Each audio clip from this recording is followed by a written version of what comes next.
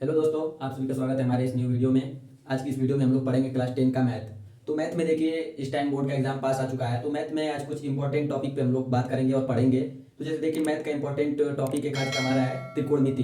त्रिकोणमिति में जैसे देखिए बोर्ड के एग्जाम में भी क्वेश्चन पूछता है त्रिकोणमिति में, जैसे साइन 60 की वैल्यू, साइन 30 की वैल्यू अगर आपको ना याद हो, आपको पता ना हो कि क्या होता है इसका वैल्यू, तो इसको निकालने का देखिए एक बहुत ईजी सा ट्रिक मैं आपको बताऊंगा, जिससे आपको अगर कुछ नहीं त्रिकोणमिति के बारे में कुछ नहीं पता है तो उससे आप आसानी से उसकी वैल्यू को निकाल सकते हैं और इससे अपने क्वेश्चंस को सॉल्व कर सकते हैं। चलिए देखिए शुरू करते हैं। तो देखिए आपको हमारे बोर्ड पे एक फिगर दिखाई दे रहा होगा। तो ऐसे आपको पहले एक त्रिभुज बनाना है। जैसे देखिए त्रिभुज ए बी सी बनाया गया है और उसके बाद देखिए बीसी पे एक हम क्या किए हैं, लंब डाल दिए जिसका नाम है एडी। तो देखिए लंब डाले हैं तो हमारा क्या मिला है, ए बी डी समकोण त्रिभुज। तो ऐसा त्रिभुज मिलने के बाद देखिए इसमें हमको दो चीज बस याद रखना है कि हमारी जो ये नीचे वाली भुजा होगी इसका नाम होगा ए और जो ये हमारा कर्ण होगा उसका नाम होगा 2a। तो उसके बाद देखिए जब हमारी दो भुजा पता है तो तीसरी निकालने के लिए हमें क्या करना पड़ता है, पाइथागोरस प्रमेय। तो पाइथागोरस प्रमेय आप लोगों को पता ही होगा क्या होता है, कर्ण का स्क्वायर इक्वल टू लंब का स्क्वायर प्लस आधार का स्क्वायर।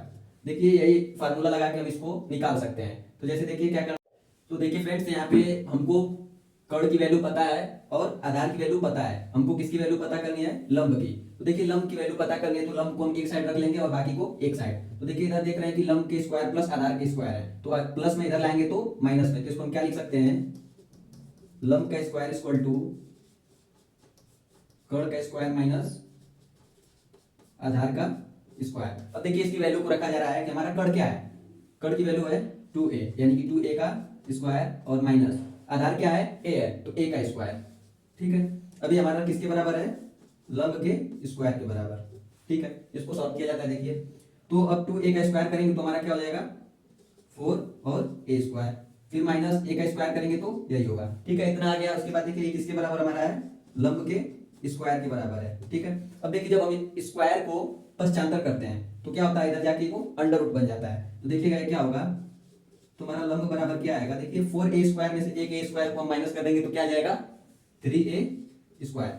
ठीक है, अब देखिए अगर हम स्क्वायर को पश्चांतर किया है तो ये क्या हो जाएगा इधर आके अंडर रूट। ठीक, अब देखिए जब ऐसे अंडर रूट दे दे इसके पहले कुछ ना हो तो इसका मतलब क्या होता है कि हमको जो अंदर संख्या दी गई है इसका स्क्वायर रूट वर्गमूल निकालना है। तो देखिए जो ये अंडर रूट में 3a है स्क्वायर, अगर इसका हम वर्गमूल निकालेंगे तो क्या होगा, फिर अंडर रूट 3 तो 3 रहेगा और इसको हम इंटू a लिख सकते हैं। ठीक है, तो देखिए हमारा एक पेयर बन गया तो a बाहर आ जाएगा। ठीक है, तो हमारा जो वैल्यू आएगी क्या आ जाएगी, अंडर रूट में 3a, यानी कि हमारा लंब की वैल्यू क्या आ गई, लंब बराबर अंडर रूट में 3a।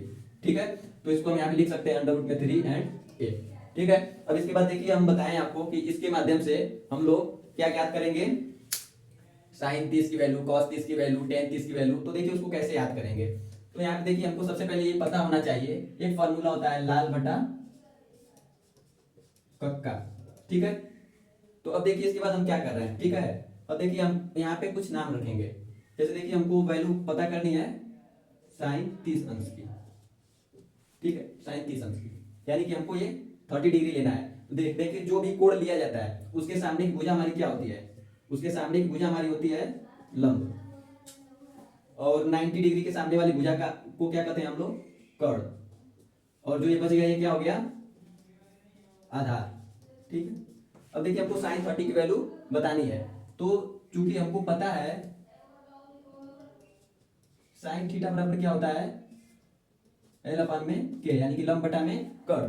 तो देखिए हमको साइन 30 की बतानी है वैल्यू, तो लंब बटा में कर्ण हमको बताना है। तो यहाँ पे हम देख रहे हैं लंब हमारा क्या है a और कर्ण क्या है 2a, तो इसके अपान में 2a, a से a को डिवाइड करेंगे तो हमारा साइन 30 की वैल्यू क्या आ गई 1 अपान में 2।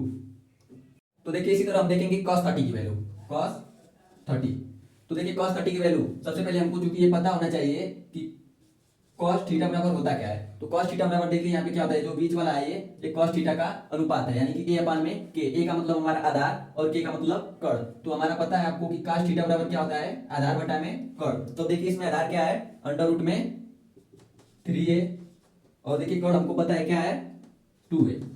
a से a को डिवाइड करेंगे हमारा क्या बच गया, अंडर रूट में 3 अपान में 2। तो देखिए cos 30 की वैल्यू क्या हो गई, अंडर रूट 3 अपान में 2। तो इसी तरह देखिए अब हमको बताना है टेन 30 की वैल्यू।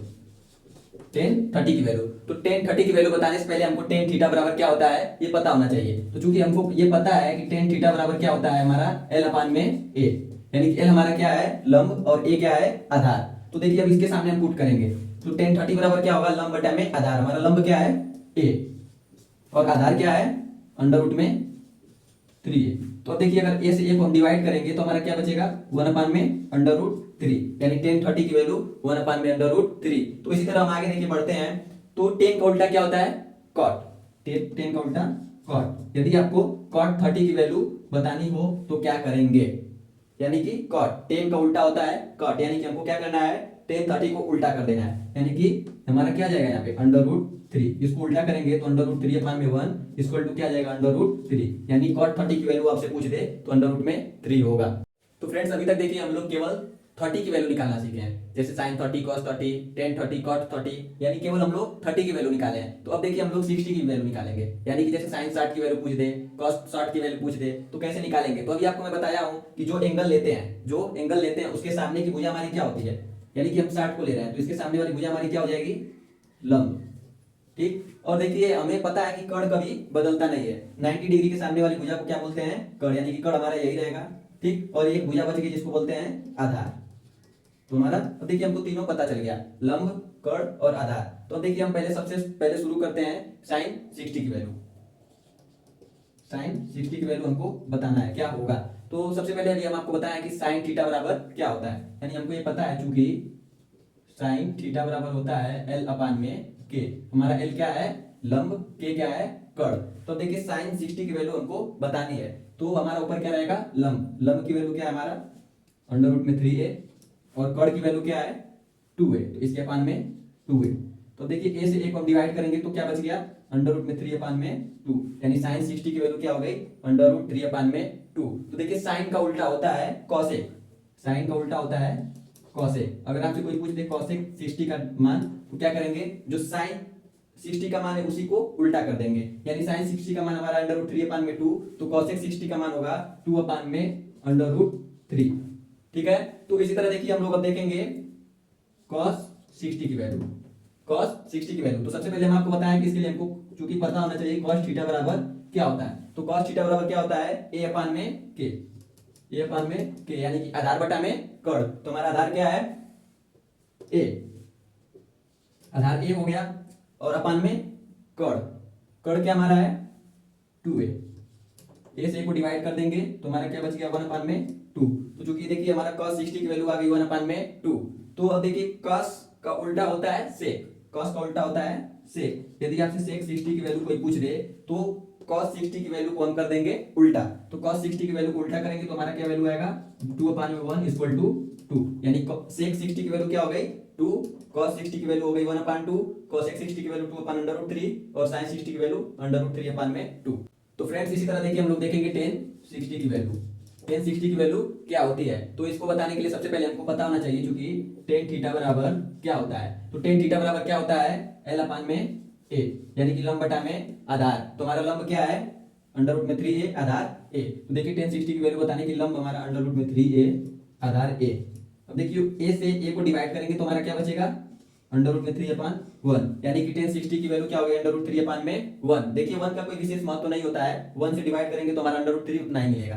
तो देखिए इसके बाद अगर आपसे कोई पूछ दे cot 60, ये cot क्या होता है cot, तो ये देखिए cot होता क्या है tan का उल्टा, tan का उल्टा cot। तो अगर tan 60 की वैल्यू आपको पता चल गई तो cot 60 की वैल्यू बताने के लिए tan 60 की वैल्यू को उल्टा कर दीजिए। तो देखिए tan 60 की वैल्यू है अंडर रूट 3 अपान में 1, तो cot 60 की वैल्यू हो जाएगी 1 अपान में अंडर रूट 3।